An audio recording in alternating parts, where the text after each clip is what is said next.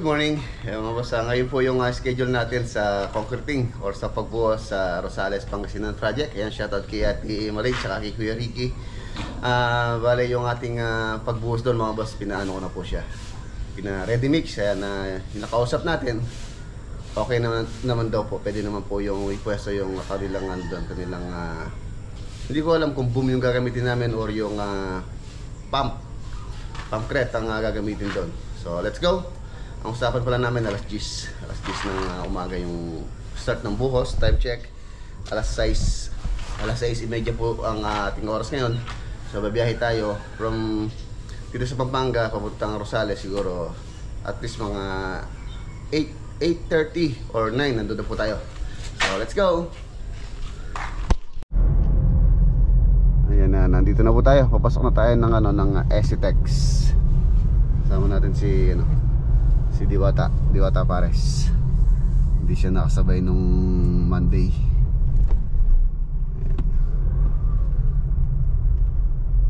Sana basahin niya itong ating RFID. Ayun, 1,401 ang ating load.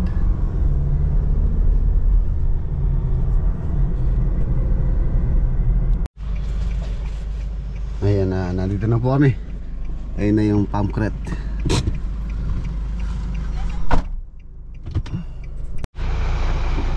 Ay mga boss, ito na po yung pump crate. Kasyang-kasya naman pala. Makakadaan pa yung tricycle. Pero yung 4 wheels ano po namin i-advise na namin na umikot na lang sila. Meron naman pong alternator naman dito.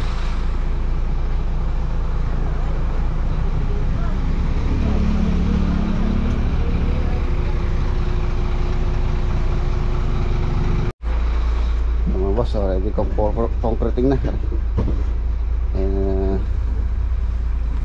Abang na yung dapat yabang. Ibang na namin ng ilaw itong hagdanan para i-pebble na palagi ng ilaw. Ay, nakaset na yung kanilang concrete. At kalumusan lang po yung yung operator. So ready for na tayo concreting.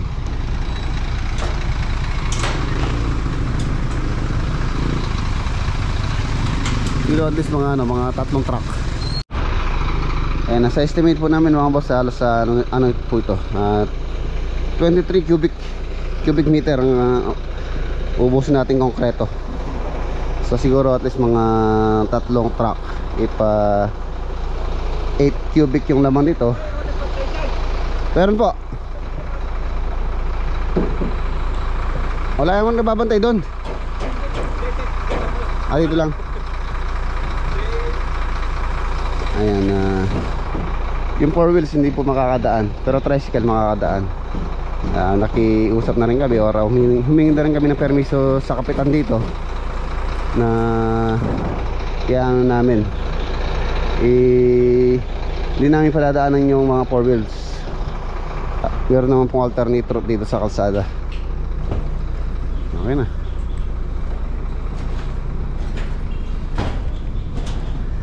Mabilis para hindi rin pagod yung mga tropa. Konting diferensya lang naman sa sa manpower na manamanong magbuhos tsaka sa ready mix. Set na yung kanila pump crate.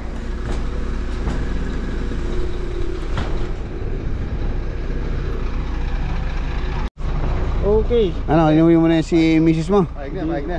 Paig na yung tatay niya. Wala naman sila magagawa, boss. Buntis na.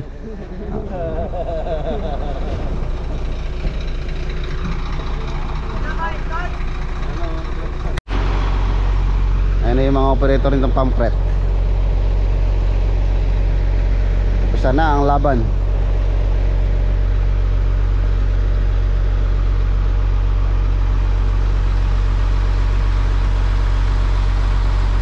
Pinatang.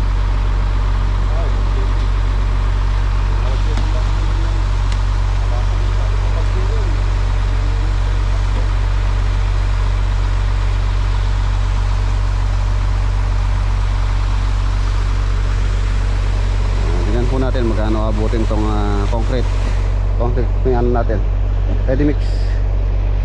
mamaya sa billing. Pagka nag-billing sila. Shout out! Ayun na, hinalo na. Hinalo na.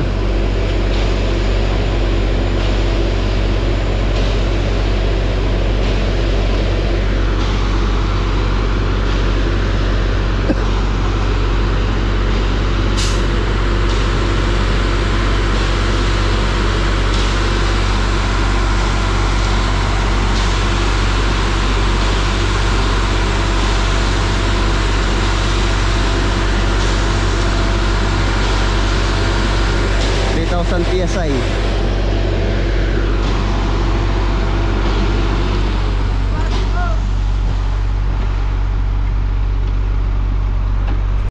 Oh.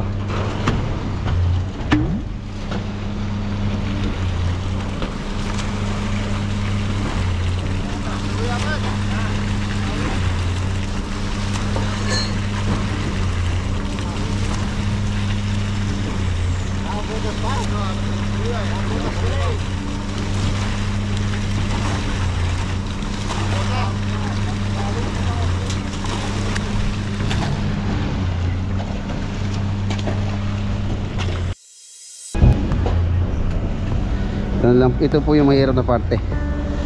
Kaya nag-decide na ako na i-ready mix na para mas mabilis. Pagkatapos niyan, asintada na. Second floor na tayo. So pagkatapos ng framing, pagkatapos ng structural, roofing, finishing.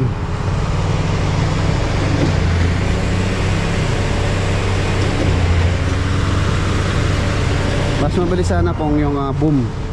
Yung boom po kasi nakatutok siya sa taas, pinaikot-ikot lang pa ganyan.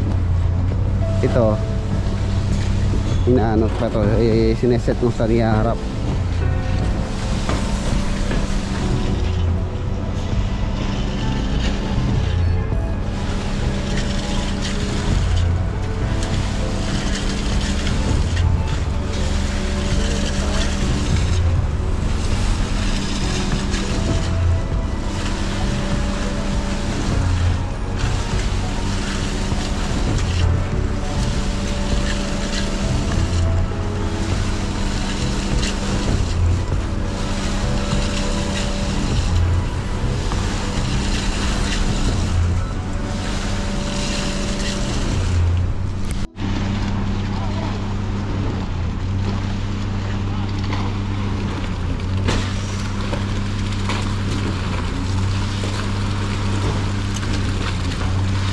Di ba rin?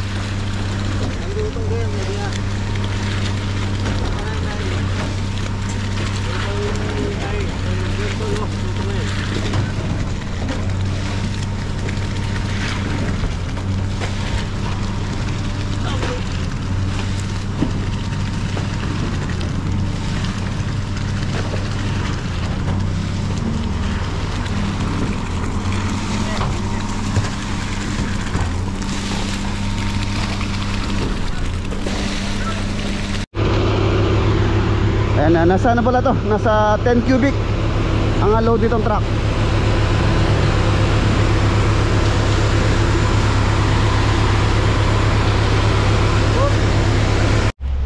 Ayan, maraming salamat po kina Ate Malay, tsaka kay Kuya Ricky, tsaka kay Karen, siyempre owner po nitong bahay. Nagbigay po sila ng pamerienda tsaka yung manok na ginamit naman namin para pang dugo dun. Yan, hindi naman po masamang maniwala tayo sa kasabihan ng mga tatatanda. Asan na yung manok natin, Boss JR? Ano yan? Ano luto yan? Tinola tsaka adobo. Tinola tsaka adobo. Ayun. Yun po yung magiging pananghalian namin.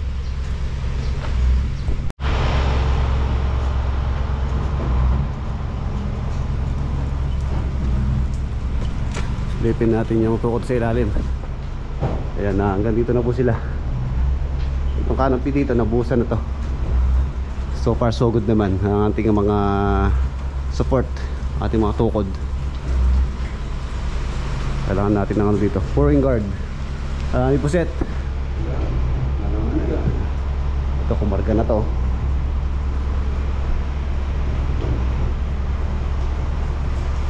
$10 cubic yung palitan kaya na itong truck. 10 cubic po yung ano, load ng truck. So yung huli namin, on call na lang.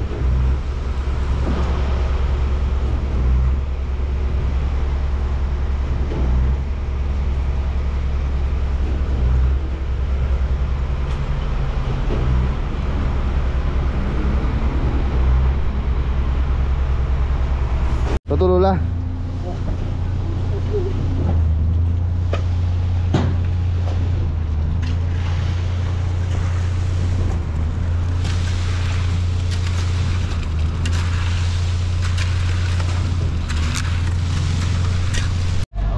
Bawas.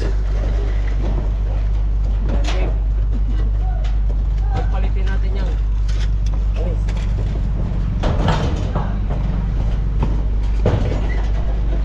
Balik ka na dito ha.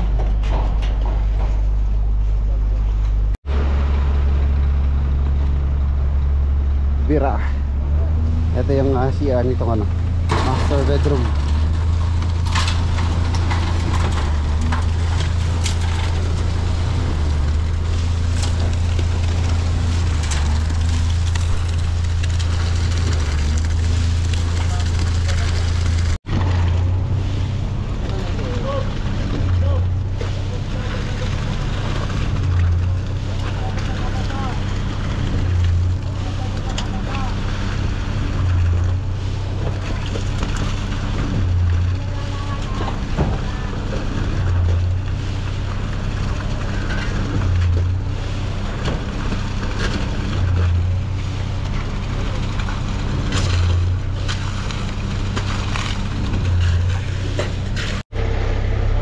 So ayan na mga boss, tapos na po yung ano, 10 cubic. Ito yung nabuhusan niya. Halos sa 40%. Ayan. 10 cubic po yan. Nabuhusan din ng ano yung hagdanan.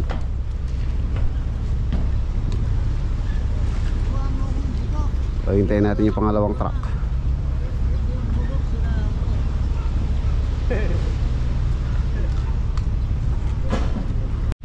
Yan, merienda muna, merienda.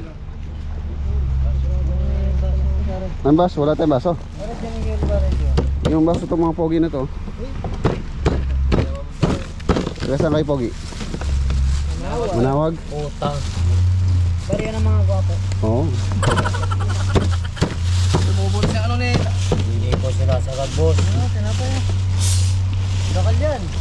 Ang kanapay, bigyan mo sila kanapay. Bakal yan tinapay.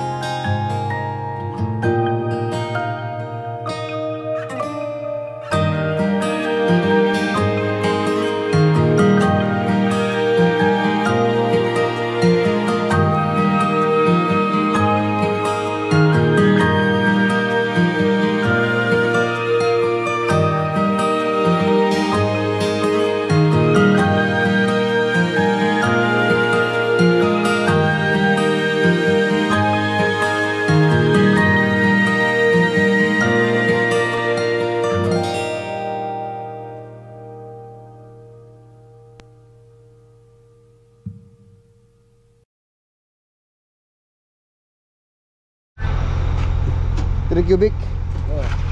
Kasya rin, no? Ay mga boss, ito na yung pangalawang truck. Nasa 20 cubic na po ito. So alas na papasok sa 23. Gano'n pa isang cubic ko dun eh. So dapat ang tatlo, no? Tatlo. Yes, wala. On call na lang yung tatlong cubic ko. Ayan na, sina Sir Jerry Padagdag, sila po yung kausap natin sa concrete mix, ready mix. Ipa-flash ko po sa screen yung kanyang calling card if ever na gusto nyo mag-inquire sa kanila sa ready mix. Ayan, shoutout kay sir. Anong pangalan sir? Nathan sir, Nathan, for JPP. Baka may gusto ba ito sir? Ay, sa family ko sa Cavite, hello. Kabuhay. Hindi po, i-flash ko sa screen yung contact nila sa detalye sa ready mix. Thank you sir. Mga boss, kaunti na lang pala.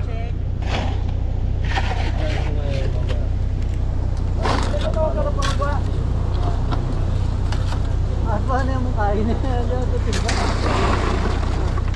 oh!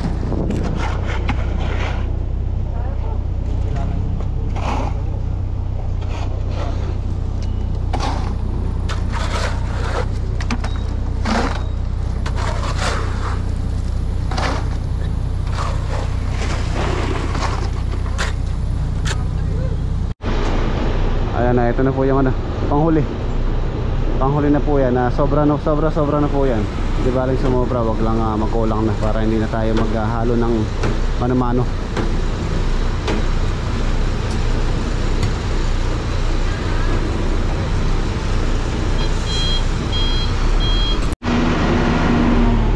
Nexus.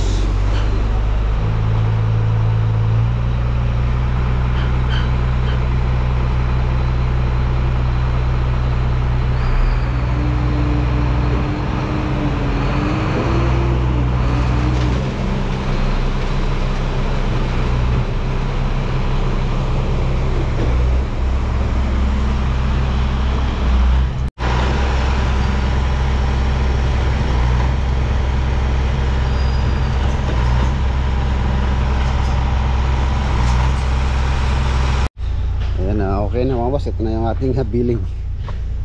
Bali umabot po siya ng 162,800 pesos only. Ayan. 162,800. Ayan. 3,000 PSI 3/4 5.3 per cubic. Nakano po siya 26 cubic pero meron pong sobra. Okay lang ba na ipamping ko muna ito? Tapos para hindi na umano sa kalsada. Okay lang. Yung rent ng pump crate mga boss nasa 25,000. So yung 26 cubic meter na concrete nasa 137,800. So yun po yung total, 162,800. Ayan. So okay, at least hindi po nahirapan yung mga tropa dito, hindi sila pagod. At at the same time maganda rin po yung ating buhos. Ready mix. Pantay-pantay yung kanyang ano yan, pantay-pantay po yung kanyang tuyo. So yan, advantage din po sa owner na maganda yung buhos natin diyan. Medyo pricey po siya compare sa sa mano-mano, sa manpower. Pero yun nga, mas gusto ko pa yung ganito kaysa sa pagod yung mga tropa. At least yung project natin na maganda yung ano niya, quality yung kanyang pagkabuhos. Kung bubuhusan po namin ng manpower to or mano-mano, malamang siguro abutin kami ng gabi dyan sa laki niya. Medyo maluwang po kasi halos nasa 120 square meter po yan. So yun, tapos na ang pinakamahirap na parte. So ang next dito, bukas naman pagka natuyo na yan, pwede na po sila mag-start ng layout ng second floor para sa CHB laying. Yan o. Okay na, pati hagdanan, sabay. sabay patiagdanan. Sana wag muna pong humulan hanggang mamayang hapon. Hanggang mamayang hapon tuyo na to. Kahit umulan ng gabi, pwede na, hindi na po masisira yan.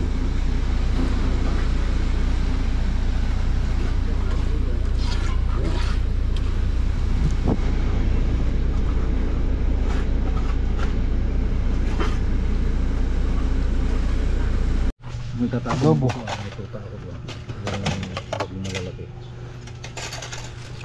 Antay. Ito masarap po. Tinola.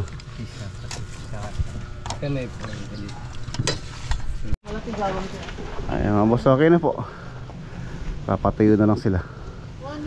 Basta hindi masyadong pagod. Babalik na lang yung bakod. Yo, baboy metong. Mga boss, let's go. Tapos na po yung boss dito. Punta naman tayo sa Tarlac. Pauwi na rin tayo. Dadaan tayo doon sa project nating A-frame kay Cap Sernan Cruz tsaka kay Kapitana Marites Cruz. Ayan na, nandito na po tayo sa Tarlac, San Rafael. Update lang po tayo dito sa project dito. Traffic tayo dito sa Tarlac. Halos isang oras may higit yung biyahe. Yan na, kaya mga boss, update muna tayo dito. Ayan na po siya, na primer na yan. Tapos yun na yung kanyang pinaka second floor.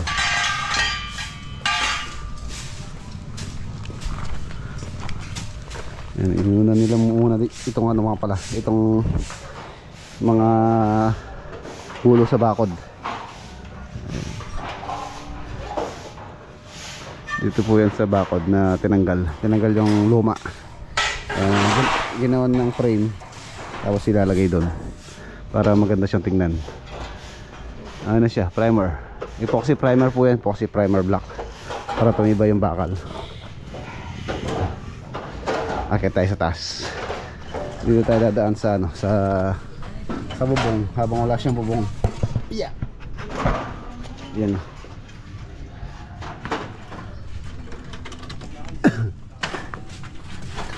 Second floor. Halos nasa ano po to? Halos nasa 3.3 by 4, nasa 13 square meter. Ayan, sakto.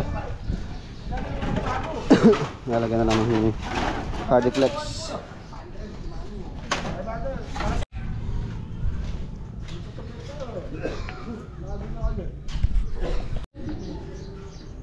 Ayan po siya sa taas. Oh, taas na eh.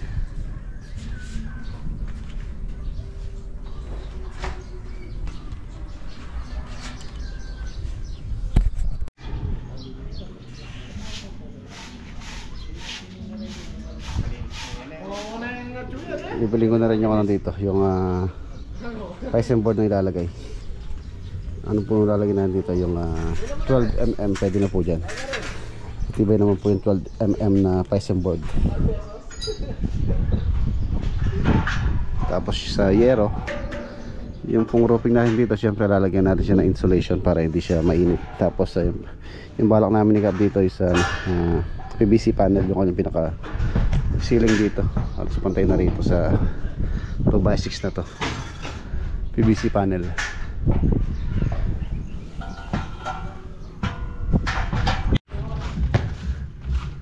Yung bakod gubanda na rin. Pagkalala na pagkalalagay po yung mga ginawa nilang frame nung bulo.